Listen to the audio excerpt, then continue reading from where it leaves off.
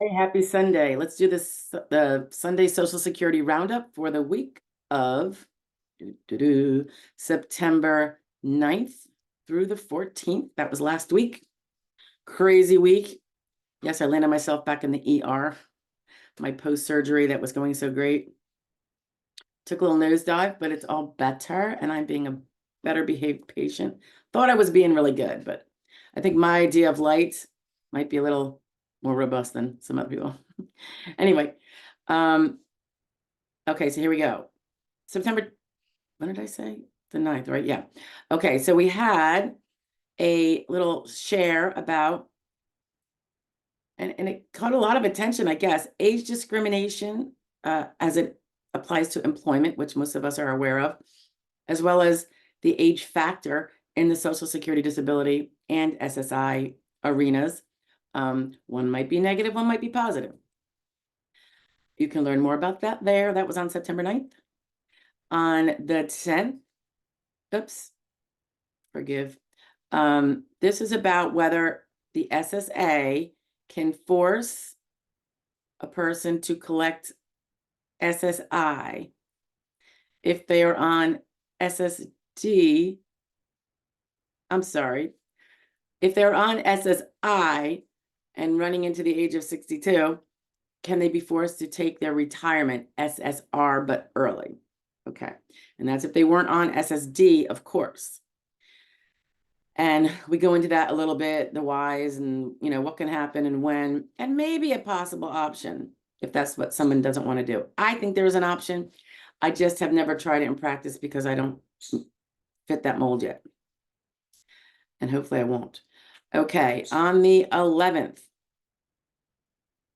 this was someone had asked the question, is it true that there are no back benefits for SSI? We go into that. On the September 12th, we went into the new Social Security rule, just came out. It relaxes the evidence required previously to get your SSI back benefits sent to you in one big lump sum instead of dividing it out into three.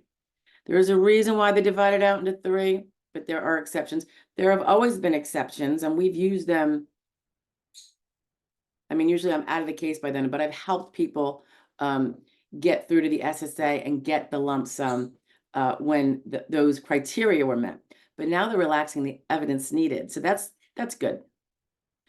That was Thursday the 12th. On Friday, oh yeah, it was a Friday fraud law review. This one wasn't really about a specific act of fraud, but it was put out there, so I wanted to share it. The Office of Inspector General talked about the amount of the billions of dollars that have been made in mistaken overpayments or improper payments, and how much has been recouped and how much has not been recouped. It's a lot of money. And then Saturday the 14th, someone had asked if it was inappropriate or illegal or fraudulent for an ex-spouse who's no longer been married to a retired person to be able to collect off of their Social Security record. So we go into that a little bit if you're curious. I should say Saturday, I just want to give a shout out to Knoebels. It's in, I believe the town is Ellisburg, Pennsylvania. I didn't go any rides, people. I just enjoyed the sunshine and sat and had a few snacks with the hubby, but we took my son as a belated 16th birthday with his friend to Knoebels for the day. Then we went out to dinner. Yeah, because on his birthday was the day I actually had to go into the hospital in the emergency room for that gallbladder thing, the first time. So we kind of had to stretch out his birthday for a few weeks, but I always like to do that anyway. And he did get his driver's permit. So I know that's, people go, oh, that's a little bittersweet. It is, it's a little scary. I do have to take him out to learn, but I'm not supposed to be driving now, so I'm gonna wait a few days.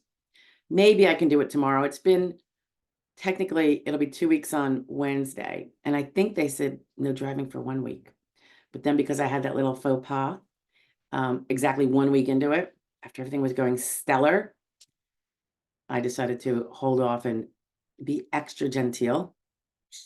And I think I'm getting there. Anyway, so that was through Saturday. I'm sorry, this roundup is late. It's already after 12, but like I said, we were gone yesterday and I didn't really get up in a timely manner. I mean, I got up before 9 o'clock when we normally go out, but on here, but there wasn't enough time to get my stuff together. All right, I will talk to you guys later. Thanks for stopping in, and I'll see you next week. I hope you have a great weekend, great rest of your weekend, and have a great week coming up. Take care.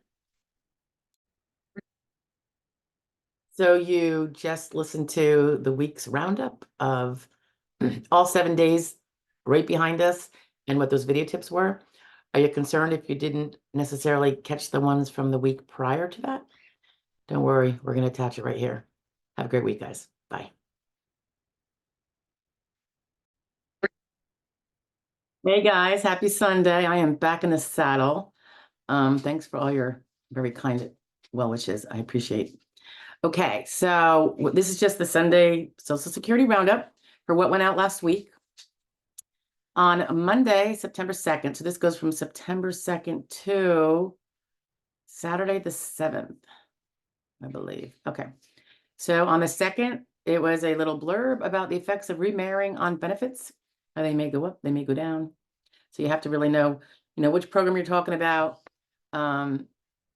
and whether or not remarrying takes away a benefit or it might actually add an eligibility, another work record, okay? September 3rd. Oh yeah, this was real life case here. When you appeal a partial win, when the onset date is not back to when you believe you were disabled and when you believe your evidence shows it. And so we go into a little bit of that because we did one of those with somebody. We don't do them very often because it really has to be probably a big enough back benefit that's, on the fence there to make it worth it, not for us, but for the risk to the claimant. In this case, there seemed to be very little risk. At worst, it would be left alone. Already won, didn't get the back benefits, but there was an arguably decent chance of getting it to go backwards. So we'll see what happens. We don't know the result. I wish we did. But I think my client is really happy to put it behind him one way or the other. September 4th, so that would be Wednesday. Oh yeah, this was my well, really Tuesday night, the 3rd at night was when I went downhill. Wednesday was the surgery. Okay. And that video that day was, people always ask, should I send my mental health therapist an RFC form? And I explain why that's probably not a good idea, by and large. That doesn't mean if you have a representative who knows what they're doing, they can't possibly do it. But to send one blindly can be a huge mistake and can actually ruin your case. Not because your provider is trying to, but because they just don't know what the SSA terminology and what the legal repercussions are of certain categorizations of you are. And that varies per person because it's going to vary on your work history. It's going to vary on your vocational profile, all that kind of stuff. So it gets a little in the weeds. September 5th. All right, so this is Thursday. Oh yeah, this one is great. This was just a me babbling on about this new case law that came out in a particular circuit where it actually turned out an appeal in favor of the claimant. And it's got some really good strong points about what an ALJ has to do with your treating provider's opinions before he kicks them to the curb. He can't just kind of vaguely kick them to the curb and not give them weight. So that's a really important case. I always say, even though it's not necessarily in your circuit, the birds are going nuts. Even though it's not necessarily in your circuit, it can be really helpful because we can still point it out to a judge in our circuit. Okay, doesn't mean he has to follow it, but there's a certain level of common sense and respect that goes about. September 6th. This is Friday fraud law review. Oh yeah, this was an idiot. Dumb criminals, right? Federal convict on supervised release who stole SSI while on supervised release for years. Finally caught. Unbelievable. Okay, and then Saturday, September 7th was about, it was just responding to somebody about what kind of bank account a representative payee should be getting for, to hold the monies for someone that they are the rep payee for. And we just go into how banks are all different. They word things differently, but what you have to know in terms of what you tell them, hey, what bank account do you have that covers these criteria?